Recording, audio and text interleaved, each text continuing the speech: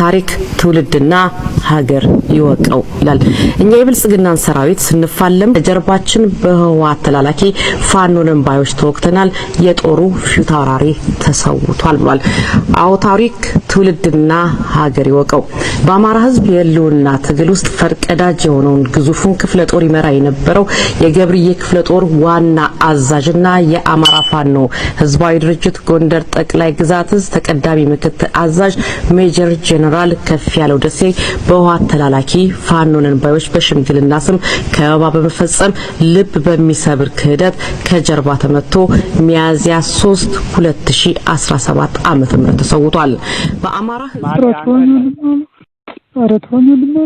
አይዞ አሁን መጥናናት ነው በቃ አሁን መጥናናት ነው ያለው ሰራዊት መሰብሰብ ነው።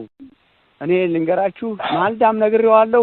ምንም ዝም ብለ ሚዲያውን አስተላልፍልኝ እኔ ልታየነ ዛሬ የትም ነው ማገባው እያለ እባክን ተተኳሽ ላይኖራችሁ ይችላል ለነሱም ይሆን አላጣም ምናምን እያለ ነው በጥሶኝ ገባ። ማልዳ እኮ አይሆንም ነው ያልኩት። ያንተ ስልክ እምቢ ብሎኝ ያንተ ስልክ እምቢ አለኝ፣ የያሱ ስልክ እምቢ አለኝ። ሀብታሙ ሩቅ ነኝ ባለበት ይቆም እምቢ አለ። እየሮጠ ነበር ያነፈነፈ የመጣው። እባክህ በስሜት አትግባ፣ ቆይ ረጋበል ብያለሁ። ቀኑ ደርሶ ነው ዛሬ ማልፋቱ ነው። የስድብ ማትላኩበት እዛ ማዶ የስድብ ማትላኩበት እዛ ቡዳ ሰፈር